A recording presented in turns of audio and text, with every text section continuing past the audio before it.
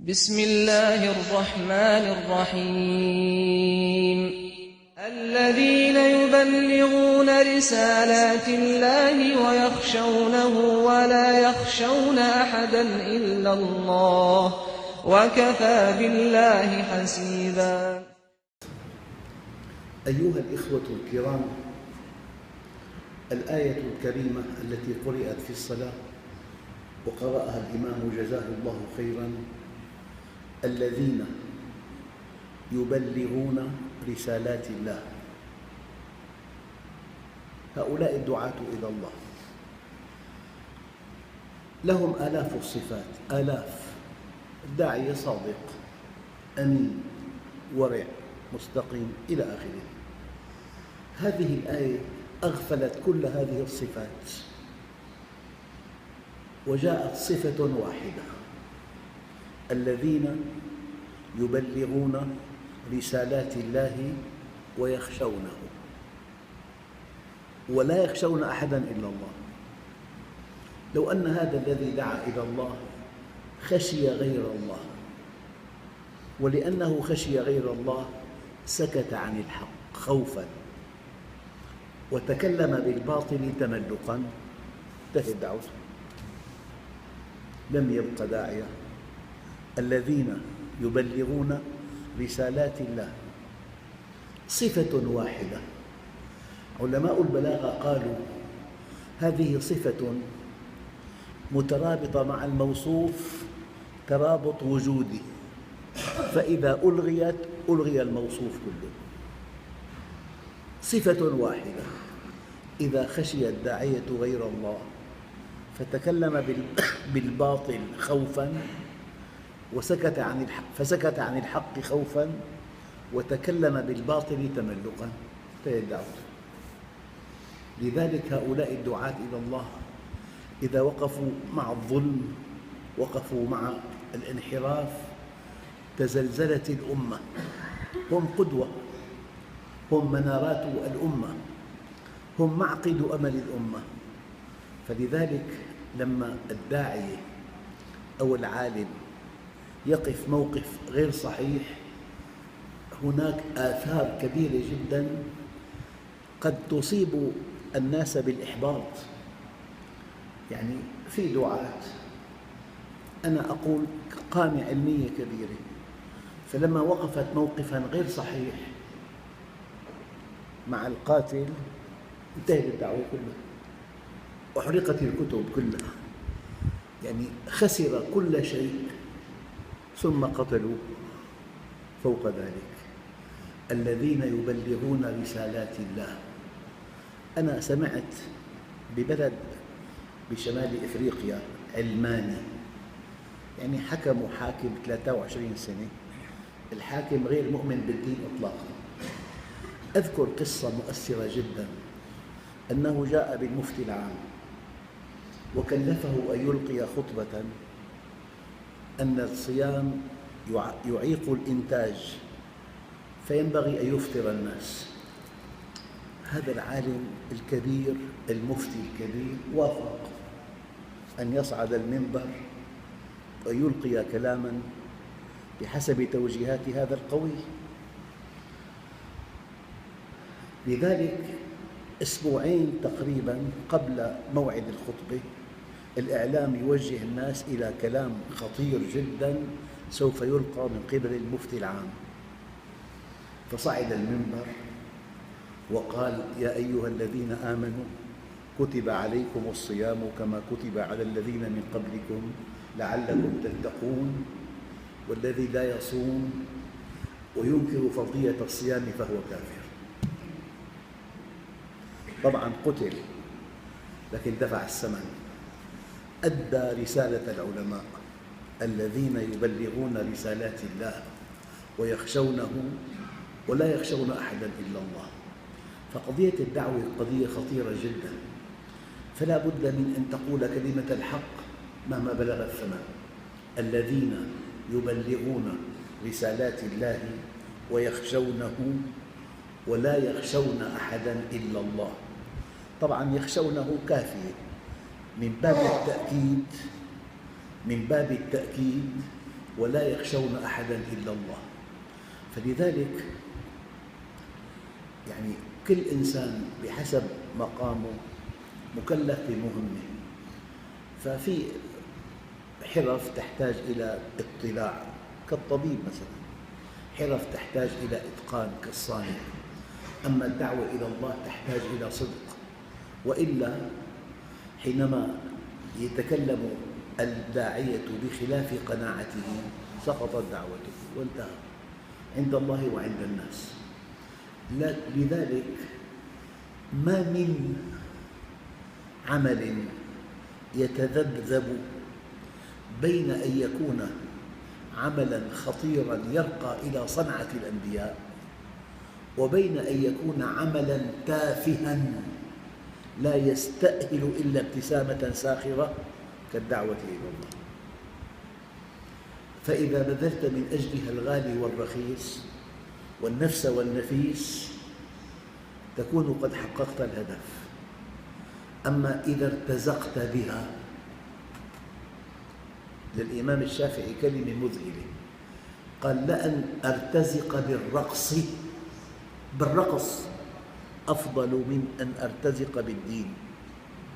لأن أرتزق بالرقص أفضل من أن أرتزق بالدين. فهذا الدين كما قال الله عز وجل: اشتروا به ثمناً قليلاً. اشتروا به ثمناً قليلاً، يعني واحد على طاولته شيك ب1,000,000 دينار، بس موضوع بشكل عكسي، بين ورقة مستطيلة فاضية، فأجى إنسان استخدمها لإجراء عملية حسابية، فلما انتهى منها مزقها وألقاها في المهملات. هذا شيك ب1,000,000 دينار. حينما يعلم الحقيقة وشيك آخر ما فيه وبدل عن ضائع ما فيه، ما الذي يحصل؟ بثانية واحدة أتلف 100,000,000 دينار. هكذا الذي يشتري بآيات الله ثمناً قليلاً، هذا الذي يرتزق بالدين. لأن أرتزق بالرقص أفضل من أن أرتزق بالدين. الذين يبلغون رسالات الله ويخشونه ولا يخشون أحداً إلا الله.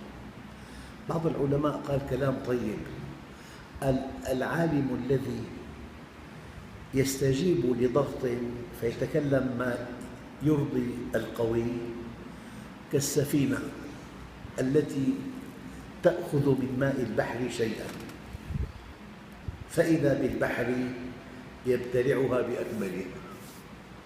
إذا سمحت أن تأخذ شيئاً من القوي يبتلع هذا الإنسان بأكمله وانتهى. لذلك أنا ما كنت أصدق أن أرى في حياتي سقوط عالم. سقط نهائياً وكان قامة مديدة وله أثر في العالم الإسلامي، فلما وقف مع الظالم انتهت. لذلك البطولة لا أن تبلغ القمة، البطولة أن تبقى فيها. أنا أشبه الصعود للقمة بطريق وعر صاعد في أكمات، في حفر، في صخور، والجو حار والطريق ترابي. هذا الصعود بلغ القمة. السقوط من القمة الطريق سيراميك مع صابون، بثانية صار تحت. إذا وقف موقف لا يرضي الله، إذا استجاب لهواه، إذا استجاب لقوي. فالآية دقيقة جداً. يعني هذا الداعي له آلاف الصفات، القرآن أغفلها كلها، أبقى على صفة واحدة: الذين يبلغون رسالات الله ويخشونه ولا يخشون أحداً إلا الله. طبعاً الناس يغفرون للساكت لكن لا يغفرون للمادح. قد يكون القوي قوي وبطاش، فإذا واحد سكت الناس يعذرونه. أما إذا تكلم بعكس ما ينبغي، تكلم مادحاً، الناس لا يعذرونه. فيا أيها الإخوة الكرام، القضية في الدين قضية خطيرة. هذا منهج الله، هذا دين الله. فالذي يلعب بدين الله ويوجه الآيات وفق مصالح الأقوياء، يوجه الآيات بخلاف ما أراد الله عز وجل، هؤلاء سقطوا من عين الله ومن عين الناس. ولأن تسقط من السماء إلى الأرض فتنحطم أضلاعك وتتكسر عظامك أفضل 1000 مرة من أن تسقط من عين الله. فإذا سقط الإنسان من عين الله انتهى. فلذلك أيها الإخوة، من فضل الله عز وجل أن بلدا كهذا البلد التدين ليس تهمة يحاسب عليها الإنسان، أي نعمة كبيرة اشكروا الله عليها. وأن في هذا البلد أطياف كثيرة، ليس بين طرفين أحقاد تاريخية تقتضي القتل. والثالثة، الإنسان إذا أخطأ يحاسب لكن لا يقتل فورا.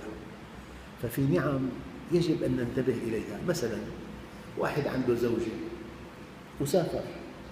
سافر شهر، زوجة صالحة، ما خطر في باله لثانية واحدة أنه في إنسان أجنبي دخل للبيت. هي نعمة كبيرة جدا، إلا أنها عنده مألوفة. لذلك النبي وجهنا قال: اللهم أرنا نعمك بدوامها لا بزوالها. لا بد من أن ترى هذه النعمة، تراها بإحدى طريقين: إما بزوالها أو بدوامها. فاللي عنده زوجة صالحة يشكر الله عز وجل، مطمئن. الطمأنينة لها ثمن. أنا كيف عرفت هذا الثمن؟ عملي بالدعوة. بتلاقي عندي ب10,000 أخ في الشام 4-5 شاكك بزوجته، ما بينام الليل، بيكون بالمحل التجاري وعنده موظف. اذهب وقف أمام البيت، هل ترى أحدا دخل إلى البيت في غيابي؟ بتلاقي مرجل إذا إنسان شك بزوجته. بس هي نعمة ما له عارفة على قيمتها. إنه أنت بتسافر شهر، ما بيجي ببالك خاطر 1 بالمليار إنه واحد فات للبيت أجنبي بغيابك. فهي نعمة. فوين بطولتك؟ أن ترى النعم بدوامها لا بزوالها.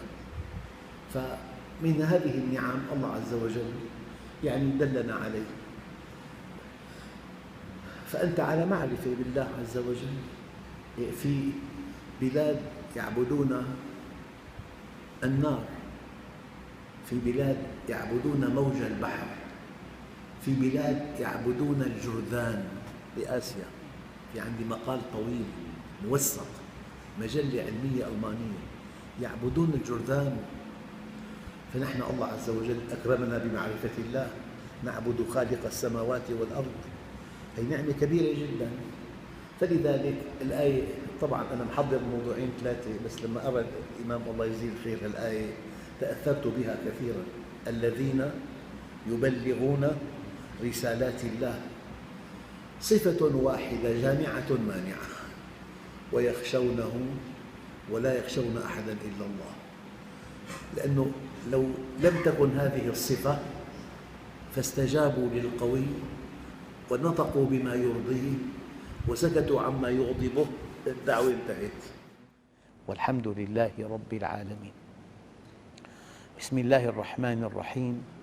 الحمد لله رب العالمين، والصلاة والسلام على سيدنا محمد الصادق الوعد الأمين.